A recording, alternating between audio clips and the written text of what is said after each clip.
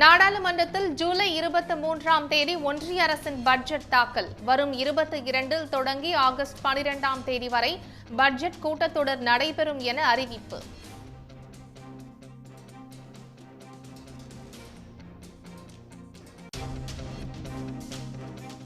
ஆருயிர் காப்போம் என்ற திட்டத்தை தொடங்கி வைத்தார் முதலமைச்சர் மு.க.ஸ்டாலின். முன்னணி நிறுவனங்கள் தேர்வு செய்த 146 பழங்குடியின இளைஞர்களுக்கு பணி ஆணையையும் வழங்கினார்.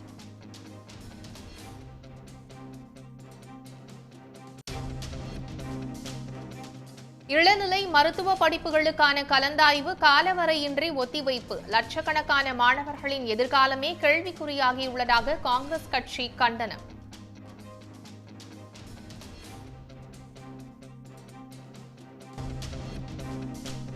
ஆம்ஸ்ட்ராங் கொலையில் தொடர்புடைய அனைவரையும் கண்டுபிடித்து தண்டிக்க அனைத்து கட்சி தலைவர்களும் வலியுறுத்தல். குற்றவாளிகளுக்கு உரிய தண்டனை பெற்றுத்தரப்படும் என்று முதலமைச்சர் மு.க.ஸ்டாலின் உறுதி.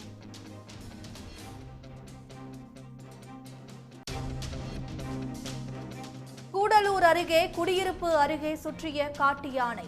3 மணி நேர போராட்டத்திற்கு பின் கும்கி யானைகளின் உதவியுடன் வனப்பகுதிக்குள் விரட்டியடிப்பு.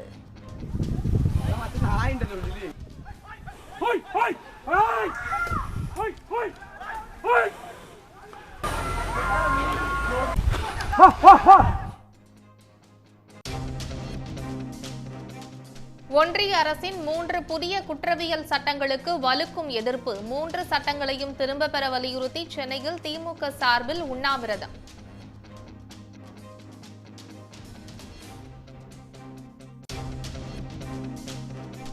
அதிமுகவுக்கு எதிராக அண்ணாமலை தொடர்ந்து சூழ்ச்சிகளை செய்து வருவதாக ஆர்.பி. உதயகுமார் குற்றச்சாட்டு. கோவையில் கோடிக்கணக்கான பணத்தை வாரி இறைத்தும் அண்ணாமலையை மக்கள் நிராகரித்து விட்டதாகவும் விமர்சனம்.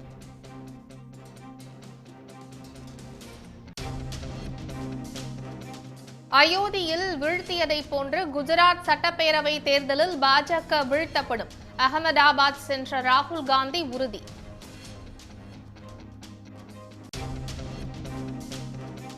ஒலிம்பிக் போட்டிக்கு தமிழ்நாட்டிலிருந்து மேலும் ஒரு வீரர் தகுதி.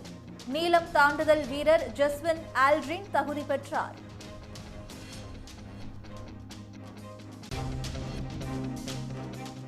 ராஜஸ்தானில் வெள்ளத்தை பொருட்படுத்தாமல் ஆற்றை கடக்க முயன்ற லாரி கவிழ்ந்து விபத்து.